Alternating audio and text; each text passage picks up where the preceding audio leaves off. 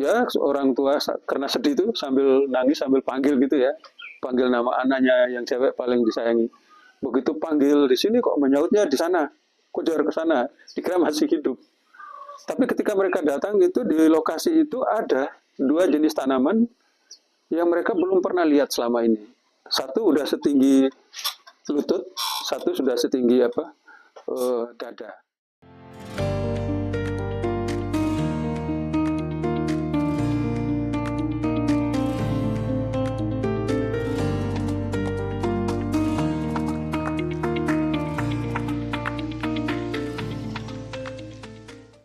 Dari kemarin kan kita udah cukup sering bahas konsep-konsep. Sekarang saya mau lebih mengenal soal suku Bapak, yaitu suku Lio. Jadi kayaknya mulai dari yang awal dulu, kayak gimana sih Pak sejarah asal mulanya suku Lio itu? Oke. Jadi kalau cerita asal mula suku Lio itu berarti nanti sama ya ceritanya tentang asal usulnya tanaman yang menjadi makanan utama kita. Misalnya apa Pak? Yaitu padi, jagung, dan kelapa gitu ya. Itu sangat berhubungan dengan sejarah asal mulanya suku Lio. Jadi mulai dari nama suku gitu ya, nama Lio itu sebenarnya itu singkatan. Lio itu L itu lika, lika itu tungku api gitu ya. Kemudian I itu ine, itu artinya ibu. Kemudian O itu one, artinya rumah. Jadi itu sebenarnya sebuah rumusan perjanjian gitu ya. Salika, sa ine, sa one. Sa itu satu dari kata asa.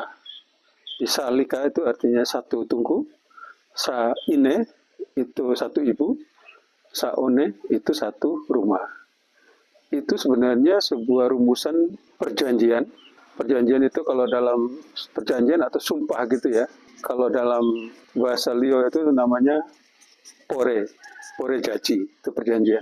Itu pore jaji atau perjanjian antara dua suku untuk menjadi satu dengan nama Lio tadi.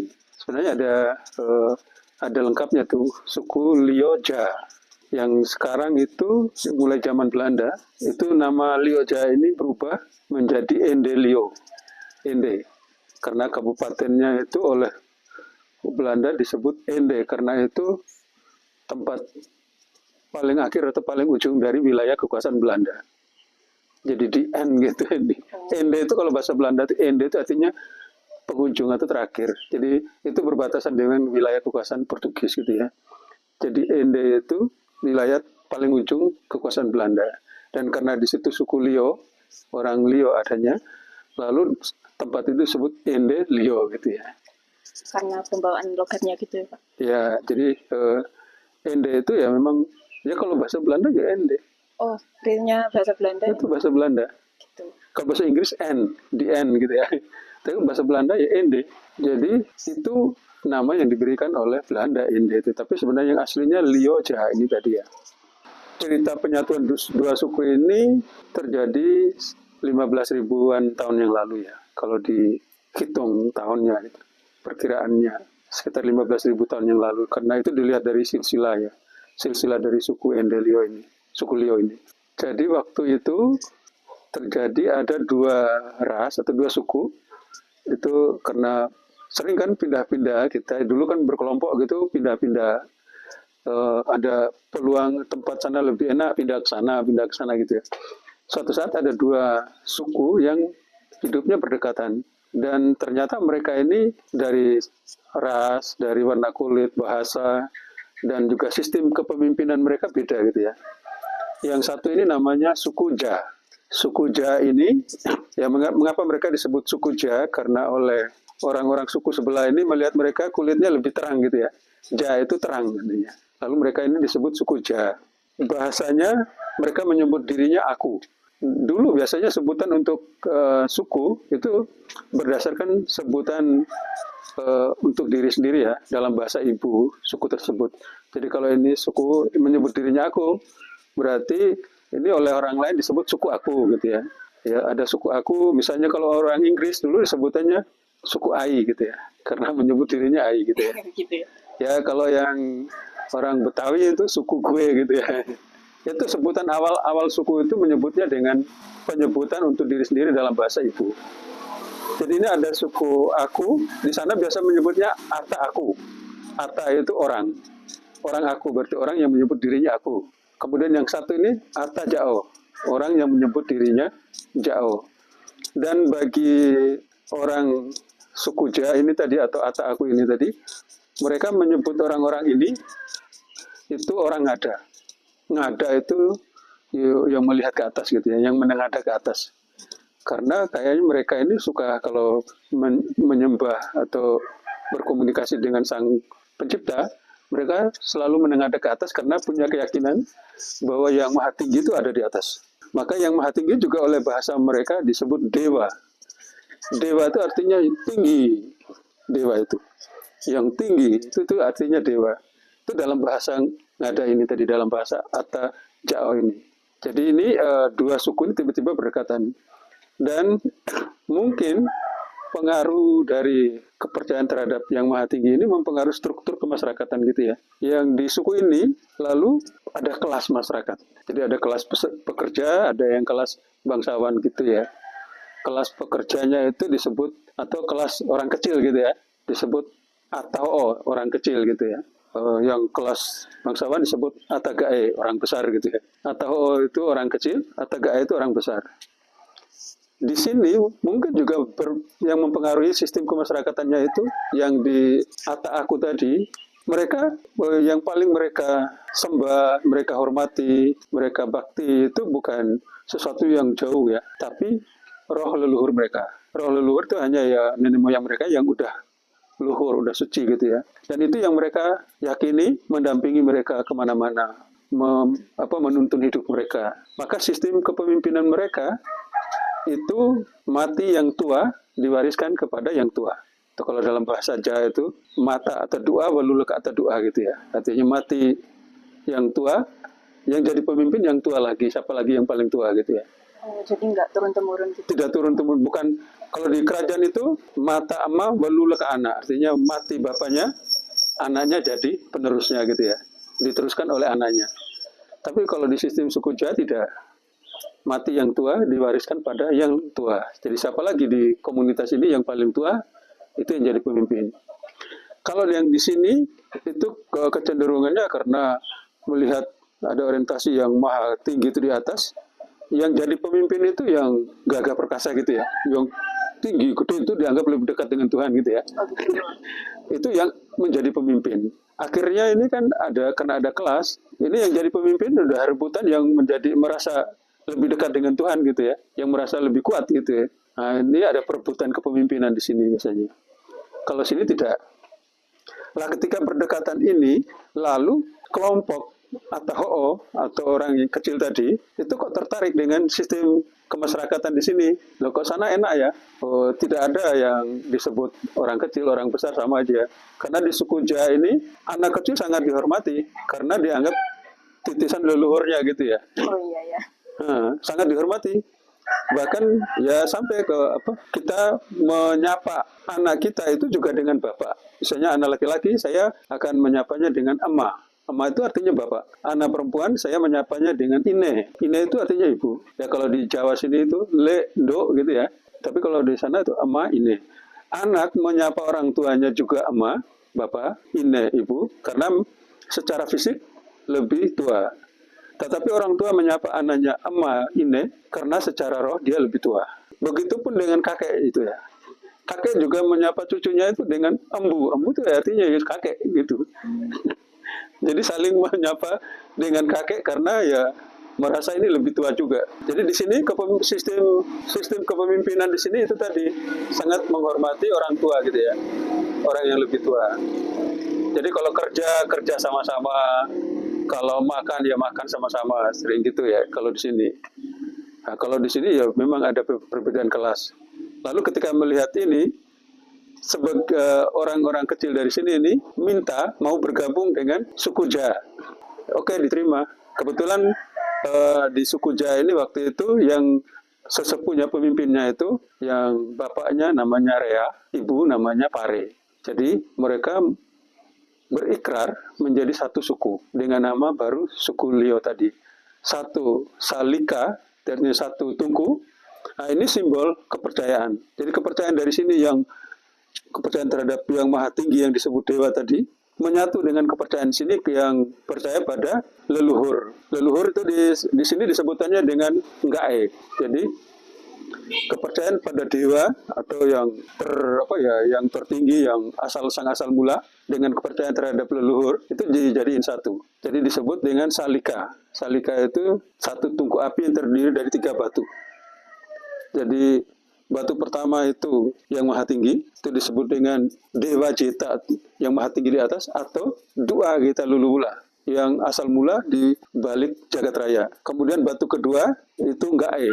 Ngae itu leluhur. Sering disebut Ngae Galewanatana, artinya leluhur yang di bumi. Kemudian batu ketiga itu diri sendiri. Diri sendiri ini disebut dengan gabungan 2 kata ini. Dua sama Ngae ini digabung menjadi Dua Ngae. Itu artinya diri sendiri. Jadi Dua Ngae, Dua Ngae. Sang asal mula, leluhur, dan diri sendiri. Jadi kalau mau merasakan kehadiran sang asal mula dan leluhur, cari dalam diri sendiri. Itu kepercayaan disatukan. Nanti simbol penyatuan kepercayaan itu ada di rumah adatnya suku Lioja ini, ada penyatuan Dua Gita Lulula dengan Ngae Galewanatana, itu ada penyatuan, simbol-simbol penyatuan di rumah adat gitu ada. Kemudian Ine, Saine, satu ibu. Mereka sepakat Ine Pare ini menjadi ibu mereka. Ibu bersama 2 suku. Dengan bapak reanya ini menjadi bapak mereka. Kemudian Saone. One ini artinya rumah satu, rumah besar. Rumah besar itu disebut Saoria Tenda Bewa. Saoria Tenda Bewa itu kalau di bahasa Indonesia kan rumahnya besar, tenda itu para-para gitu ya. Para-para apa? Tempat untuk berkumpul itu yang panjang gitu ya. Itu namanya Saoria Tenda Bewa. Tapi jadi masalah ketika ini berikrar menjadi satu suku, karena yang di sini kehilangan pekerja gitu ya, yang bantu-bantu carikan makan, melayani, hilang gitu ya. Lalu kelompok Atagae di sini, orang besar tadi, ngejar, jadilah perang antara suku baru ini dengan suku Ngada ini. Mereka ya tujuannya merebut kembali rakyatnya atau Ho-nya ini supaya kembali. Ya ini harus pindah-pindah kampung ya, berkali-kali bersembunyi di hutan dan sebagainya. Dan yang menjadi pemimpin perang dari kelompok ini, dari suku baru ini adalah anak laki-laki dari Ine Pare dan Amarea tadi. Ini dia punya ilmu ya, kesaktian, kebal senjata. Karena waktu itu orang-orang yang kebal atau punya kesaktian dianggap berguru atau berilmu pada jenis binatang tertentu gitu ya, atau mirip seperti binatang tertentu. Dan waktu itu binatang yang dianggap kebal itu buaya gitu ya. Ya memang mungkin karena buaya kulitnya keras gitu, jadi tidak mempan. Tapi ya lalu dianggap buaya kalau orang kebal itu keras kulitnya seperti buaya gitu. Maka anak ini untuk sehari-hari dijuluki dengan Jawa. Jawa itu sebenarnya kebalikan dari kata wajah yang artinya buaya tadi. Ya agak supaya memperhalus sebutan daripada langsung sebut dia dengan wajah atau buaya, ya supaya halus dibalik menjadi Jawa. Hati-hati, itu Jawa. Artinya orang yang sakti seperti wajah atau buaya. Jadi kalau dia keras, sangar seperti singa, ya enggak dibilang, hati-hati itu singa, ya enggak gitu. Hati-hati itu ngasih itu singa ternyata. Ya, kalau biar halus gitu ya, untuk bisa jadi julukan sehari-hari. Jadi biar halus sebutannya, yaitu dikasih nama Jawa julukannya. Maka suku ini juga menyebut dirinya orang Jawa karena punya pemimpin yang sakti seperti wajah atau buaya tadi. Itu suku sendiri? Enggak, ya suku Ilio ini itu juga menyebut dirinya orang Jawa atau suku Jawa karena punya pemimpin yang sakti seperti wajah tadi. Saya melihat teman-teman di Jawa sini dan semua suku yang menyebut dirinya aku ini sebenarnya berasal dari suku ini sama. Turunannya sama. Maka saya pernah mencari tahu ya, ketika sampai di Solo, Jawa itu artinya apa? Saya tanya orang-orang tua, Pak, Jawa itu artinya apa? Kok suku ini sebut suku Jawa gitu ya? Karena itu saya punya memori ini tadi. Loh kok suku Lio itu ya juga menyebut dirinya orang Jawa dulu ketika punya pemimpin yang sakti seperti Wajah tadi. Tapi orang-orang tua itu menjawab Jawa itu artinya ya yang ada jawabnya, yang tahu sopan santun dan lain sebagainya. Ya sering kan orang yang nggak punya sopan santun, wah kayak wis ilang Jawone kayak. Tapi saya ya belum terlalu puas dengan jawaban itu. Saya sampai cari di Kamus Jawa Kuno. Saya pergi dulu ke toko buku saya cari ada Kamus Jawa Kuno. Dan itu masih tertulis juga bahwa Jawa itu artinya padi atau jagung. Oh malah. Ini nanti ceritanya nanti agak linknya sampai ke sana mengapa Jawa itu kok di Kamus Jawa Kuno kok artinya padi atau jagung. Jadi setelah terjadi kejadian tadi peperangan Jawa tadi pemimpin suku Lio ini pemimpin perangnya ini kan selalu melindungi adiknya juga adik perempuannya dari serangan-serangan. Jadi sambil berperang ya dia selalu melindungi adiknya yang paling ya adik perempuan yang paling disayangi keluarga. Jadi dalam perang itu bapaknya Jawa atau pemimpin suku ini duluan meninggal, dibunuh, lalu dikuburkan di sebuah gunung, bukit ya, nggak gunung itu kecil karena jadi itu sebut bukit. Lalu gunung itu ya juga disebut dengan Gunung Rea. Gunung dalam bahasa Jawa itu Mbotu. Jadi itu disebut dengan Mbotu Rea, artinya Gunung Rea. Rea tadi nama orang tadi, nama kepala suku itu. Jadi setelah kejar-mengejar, musuh ini berpikir, ini gimana nih orang ini nggak bisa kita bunuh ya. Lalu mereka mencari tahu ilmu, mencari tahu rahasia dari ilmu kebal gitu ya. Ini orang kalau kebal senjata, caranya gimana supaya bisa terluka gitu ya. Dicari tahu ke orang-orang pintar. Akhirnya dapat rahasianya. Rahasianya itu sederhana. Jadi nanti kalau ketemu orangnya, goloknya langsung ditancapkan ke tanah dulu, baru dipakai buat tebas itu bunuh itu ya. Dan ternyata benar. Ya itu rahasia orang kebal. Ya hanya itu sih sebenarnya. Waduh, bahaya berarti. Rahasia jadi bohong itu kalau nanti kalau ketemu udah itu aja. Nah benar ketika ketemu udah bisa akhirnya putus itu kebalnya udah hilang karena udah ketemu rahasianya. Tapi ternyata Jawa ini punya ilmu lain lagi. Potongan tubuhnya yang udah dipotong tadi, misalnya tangannya udah putus tadi kok bisa bergerak menyatu lagi gitu ya. Jadi ketika ini dipotong, bunuh, jatuh ke tanah, loh kok bisa? Mereka udah senang-senang tuh, kok sana kok bisa bergerak lagi, mau menyatu lagi? Ini ilmu apa ini? Nggak ngerti. Lah tapi pikiran tadi ya, antinya dengan tanah toh. Ya lebih baik ini dicincang kecil-kecil aja, dicampur dengan tanah, ditanami sedikit-sedikit, dikuburi dikit-dikit, biar sulit menyatu. Jadi langsung diperlakukan gitu ya. Dan yang diperlakukan gitu Jawa dengan adik perempuannya itu tadi. Jadi dicincang kecil-kecil, ditanamin sedikit-sedikit, dikuburin sedikit-sedikit, supaya sulit menyatu. Selesai. Dan bukit tempat kejadian itu juga langsung disebut dengan Keli Dota. Keli itu juga gunung, Dota itu cincang. Jadi bukit tempat Jawa dan adanya dicincang di situ dan ditanam sedikit-sedikit. Sudah perang selesai, sebagian orang kecil dari suku Ngada tadi bisa diambil lagi, dibawa pulang. Sebagian sudah meninggal, sebagian bisa bersembunyi gitu ya. Tapi Inepare itu selamat ya, bisa disembunyikan jauh. Setelah sekitar 3 mingguan, Inepare dengan rombongan selamat tadi mencari datang ke tempat kejadian itu. Ya, yang dengar kabar ya yang sudah meninggal Jawa gitu ya. Tapi mereka tidak tahu kalau ternyata diperlakukan dengan cara dikubur sedikit-sedikit. Mereka mau mencari jenazahnya, dikira masih utuh gitu. Ya orang tua karena sedih itu sambil nangis sambil panggil gitu ya, panggil nama anaknya yang cewek paling disayangi. Begitu panggil di sini kok menyautnya di sana, kejar ke sana, dikira masih hidup. Tapi ketika mereka datang itu di lokasi itu ada 2 jenis tanaman yang mereka belum pernah lihat selama ini.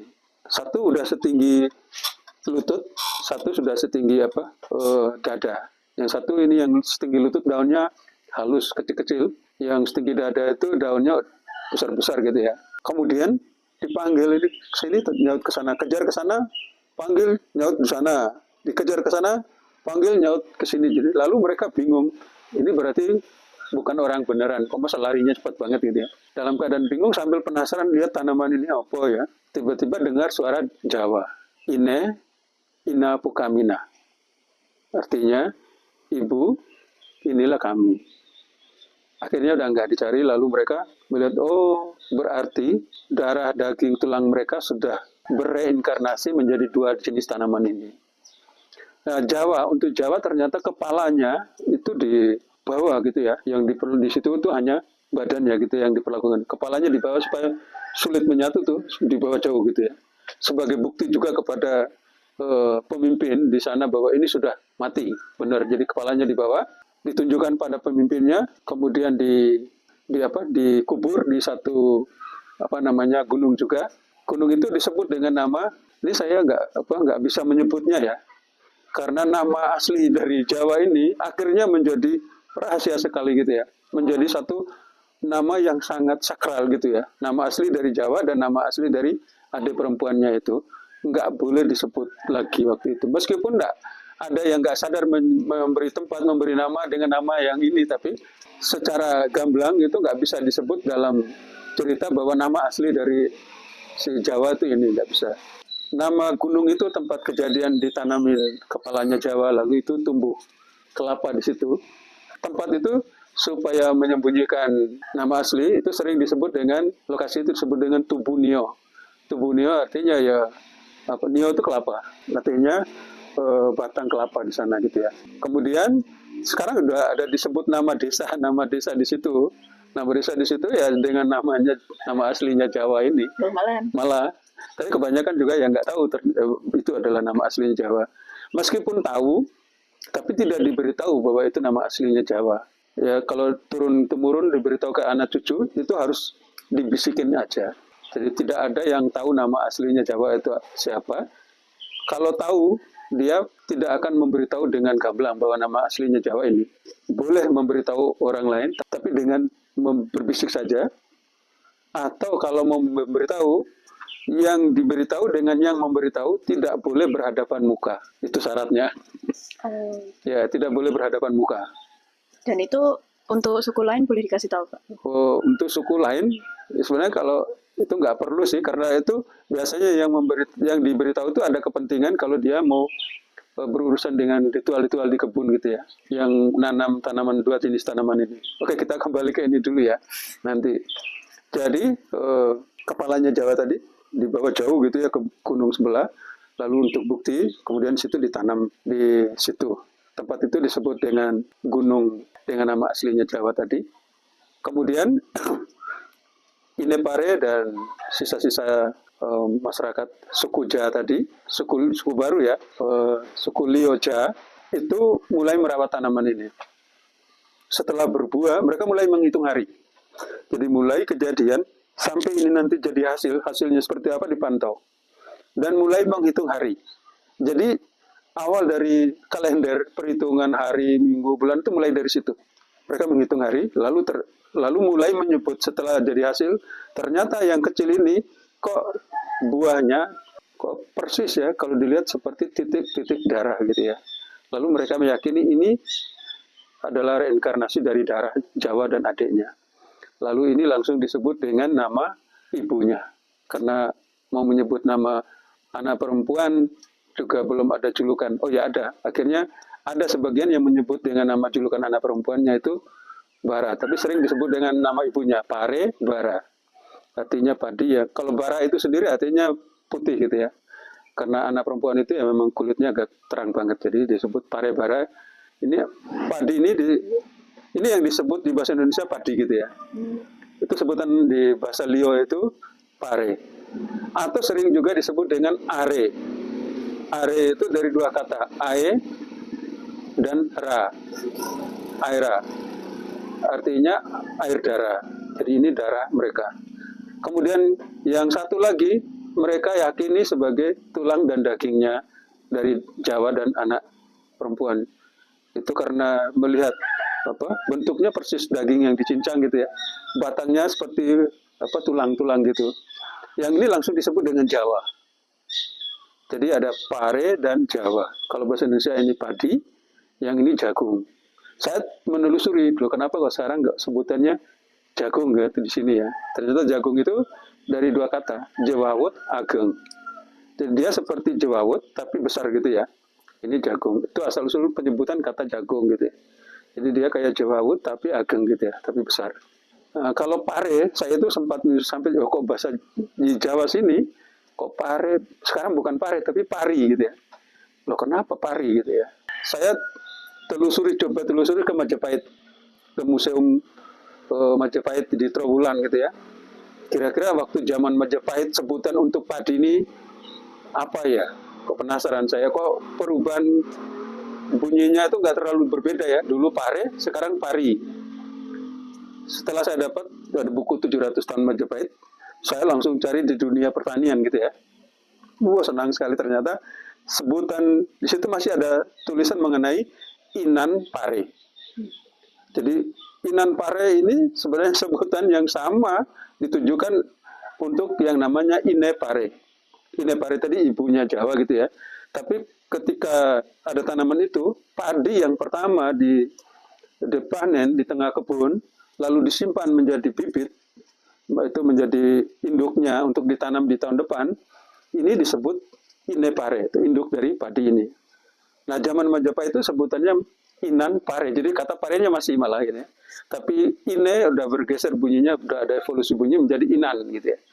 Wah, itu senang sekali saya kok. Wah, masih berarti perubahan kata Ine menjadi kata pare menjadi pari di Jawa sini belum terlalu lama. Mungkin di zaman Mataram ke sini ya. Tapi zaman Majapahit masih pare juga sama persis yang di asal usulnya di Lio itu. Jadi itu lalu tanaman ini berkembang kemana-mana ya, ke barat, ke utara gitu. Terutama dia berkembangnya ke arah barat dan ke arah utara. Jadi ke Semenanjung, Malaka, seterusnya gitu ya, sampai ke Cina dan lain sebagainya. Jadi itu sejarah mengenai terbentuknya suku Lio tadi, sekaligus ini juga cerita mengenai terjadinya padi, jagung, dan kelapa.